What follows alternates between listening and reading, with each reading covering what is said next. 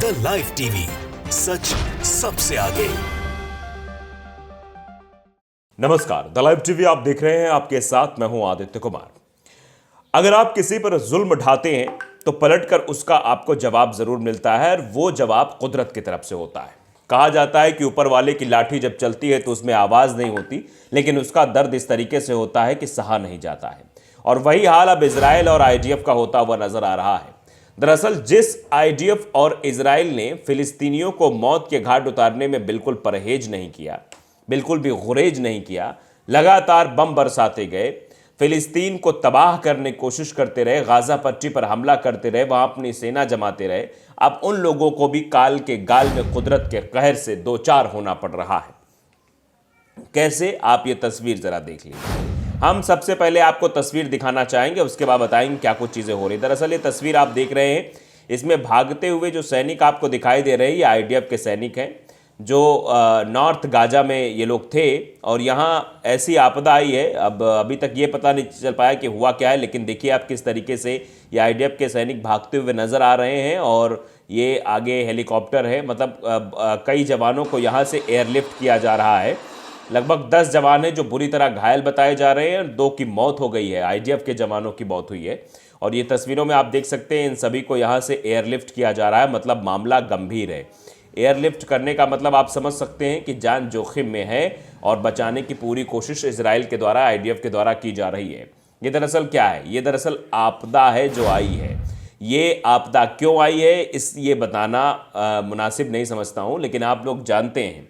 दरअसल आप किसी को प्रताड़ित करेंगे, किसी पर जबरन जो है आप हमला करेंगे, मासूम बच्चों और महिलाओं को मौत के घाट उतारेंगे, तो उसका खामियाजा तो आपको भुगतना पड़ेगा। वही खामियाजा है भुगता जा रहा है। अब मिस्रा अमरेज ने इस पर एक्स पर पोस्ट करते हुए लिखा भी है, आईडीएफ के उत्तर गाजा में एक रहस्यमय आपदा आने की खबरें आ रही हैं। कई मृत और घायल सैनिकों को हेलीकॉप्टरों द्वारा इजराइल के अस्पतालों में पहुंचाया जा रहा है। आपदा, रहस्यमयी आपदा। रहस्यमयी आपदा तो कुदरत का कहर ही हो सकता है, क्योंकि उस आपदा के बारे में तो शायद जानकारी नहीं रहती किसी को। ये रहस्यमयी जब शब्द आ जाता है तो रहस्य को जानना तो कुदरत का ही काम होता है। और कुदरत की तरफ से जब लाठी चलती है तो उसकी आवाज़ नहीं होती, जब आईडीएफ वालों पर चल रही है, जो इजरायली सेना पर चल रही है। इससे आप अंदाज़ा लगा सकते हैं कि अभी आने वाले समय में और भी क्या कुछ होने वाला है। इजराइल के अस्पतालों में उनको पहुंचाया जा रहा है, और जो सूत्र, इजरायली सूत्र निकल के आए कि 2 लोग मारे गए हैं इस रहस्यमयी आपदा में, और कम से कम 10 लोग घायल बताए जा रहे हैं जिनको एयरलिफ्ट कराया जा रहा है। इस एयरलिफ्टिंग से ही आप अंदाज़ा लगा सकते हैं कि इस वक्त नॉर्थ गाजा के हालात आखिरकार क्या हैं। वहाँ कौन सी ऐसी रहस्यमयी आपदा आ गई है जो अब आईडीएफ को अपने निगल रही है और आईडीएफ को अपने जबड़ों तले दबा रही है, ताकि ये हालात हो रहे हैं। अभी आने वाले समय में तो और रहस्यमयी आपदाएं आने वाली हैं। जिस तरीके से मासूम लोगों को मारा गया है, बच्चों को मारा गया है, महिलाओं के मारा गया है, उनकी पीड़ा, उनकी चीत्कार, उनकी पुकार ऊपर वाले तक ज़रूर पहुंच रही होगी। और वो पीड़ा, वो चित्कार जब एक आक्रोश बनकर, कहर बनकर टूटेगी इन सब पर, तब समझ में आएगा कि इन लोगों ने क्या गुनाह किया था, क्या अपराध किया था। अब आप समझ सकते हैं कि वहाँ के अगर हालात की हम बात करें तो अभी तक 142 दिन लगभग हो चुके हैं। सिर पर न छत बची है, न खाना है, न कुछ है। इजराइल हमास युद्ध के 142 दिन पूरे हो चुके हैं। नवंबर में 7 दिवसीय संघर्ष विराम के दौरान 105 बंधकों और 240 फिलिस्तीनी कैदियों को रिहा किया गया, लेकिन उसके बाद से फिर हमास और इजराइल का युद्ध जारी है। इजरायली हमलों के बाद गाजा पूरी तरीके से तहस नहस हो गया।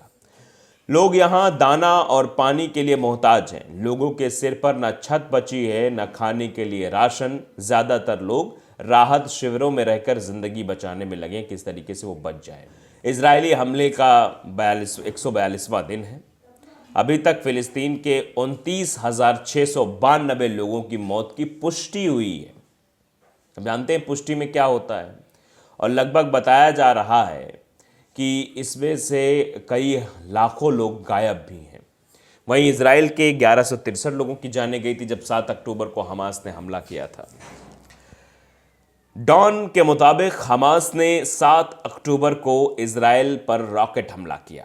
इस दौरान हमास ने 5,000 रॉकेट दागने का दावा किया। साथ ही फिलिस्तीन के 242 लोगों को बंधक बना लिया। इस हमले के दौरान सैकड़ों इजरायली नागरिकों की मौत हुई थी। हमास हमले के बाद इजराइल ने तत्काल गाजा पट्टी की घेराबंदी कर दी और हवाई हमले शुरू कर दिए। पश्चिमी सहयोगियों ने गाजा पर इजराइल की बमबारी का समर्थन किया। दूसरी तरफ संयुक्त राष्ट्र समूहों ने फिलिस्तीनियों के खिलाफ हमले की निंदा की और वैश्विक विरोध प्रदर्शन शुरू हो गए। इजरायली हमले में गाजा की लगभग 90% आबादी विस्थापित हो गई, जबकि 1% की मौत हो गई। 80% घर क्षतिग्रस्त हो गए। नवंबर में 7 दिवसीय संघर्ष विराम के दौरान 105 बंधकों और 240 फिलिस्तीनी कैदियों को रिहा किया गया, लेकिन उसके बाद फिर इजराइल हमास युद्ध जारी है। अब एक बार फिर से युद्ध विराम को लेकर बात चल रही है। कुछ देश युद्ध विराम को लेकर मध्यस्थता कर रहे हैं। वहीं इजराइल ने कहा है कि अगर हमास मध्यस्थता स्वीकार नहीं करेगा तो ज़मीन पर सैन्य कार्रवाई और तेज कर दी जाएगी। रॉयटर्स के रिपोर्ट के मुताबिक युद्ध विराम की चर्चा शुरू होने के बाद गाजा में एक बार फिर इजराइल और हमास के बीच झड़पें तेज हुई हैं। इजराइल लगातार बंधकों की रिहाई की मांग कर रहा है। इजराइल के प्रधानमंत्री बेंजामिन नेतन्याहू ने कहा है कि जब तक वो हमास का खात्मा नहीं कर देंगे और इजरायली बंधकों को छुड़ा नहीं लेंगे, शांत नहीं होंगे। नेतन्याहू ने इसी सप्ताह में कैबिनेट की मीटिंग भी बुलाई। ऐसे माना जा रहा है कि युद्ध विराम आसान नहीं होने वाला है और ये होगा सिर्फ और सिर्फ इजराइल की हठधर्मिता के कारण, क्योंकि इजराइल शुरुआत से ही अपनी हठधर्मिता पर टिका हुआ है। वो हमास को ख़त्म करने की बात ज़रूर कहता है, लेकिन वो हमास के मुद्दों को मानने को तैयार नहीं है। वो फिलिस्तीनियों को मारने को तैयार है। वो हमास से पंगा ले नहीं पा रहा है। आप जिसको समाप्त करने की बात कर रहे हैं, आप जिसको निशाना बनाने की बात करें, कम से कम उससे आप लड़िए, तो उससे आप लड़िए। लेकिन आप मासूम फिलिस्तीनियों को मारकर कौन सा तीर मार रहे हैं, ये समझ ही नहीं आ रहा है। और इसीलिए इसका खामियाजा आपके सैनिकों को भुगतना पड़ रहा है। तो आप ये साफ तौर पर समझ सकते हैं कि हालात आखिरकार क्या होने वाले हैं। कैसे इजराइल जो है पूरी तरीके से तबाह हो रहा है।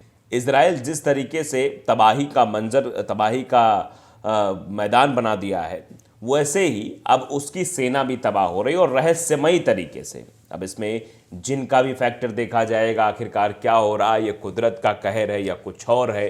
लेकिन आप समझ सकते हैं जो भी चीज़ें रहस्यमयी तरीके से होती हैं, उनका रहस्य जानने के पीछे तो कुदरत ही होता है। और ये अपने आप में बड़ी बात है कि आने वाले समय में ऐसी समस्याएं और भी खड़ी हो सकती हैं इजराइल के सामने, कि इजराइल ने तबाही की, इजराइल ने लोगों की हाय ली है, इजराइल ने लोगों को तबाह किया है, बच्चों को मारा है। और एक देश नहीं बल्कि कई देश ये कह रहे हैं कि इजराइल युद्ध नहीं नरसंहार कर रहा है, वो मानवता को तार तार कर रहा है। क्योंकि जिसको युद्ध करना होता है वो सीधे युद्ध करता है। वो इस तरीके से मासूमों पर बम बरसा के, मासूमों पर गोलीबारी करके उनको मौत के घाट नहीं उतारता है। लेकिन इजराइल जो कर रहा है उसका खामियाजा उसके सैनिक भुगत रहे हैं। द लाइव टीवी को अगर आपने सब्सक्राइब नहीं किया जरूर करिए, बेल आइकन दबाइए ताकि सच खबर आप तक पहुंचती रहे। नमस्कार। द लाइव टीवी, सच सबसे आगे।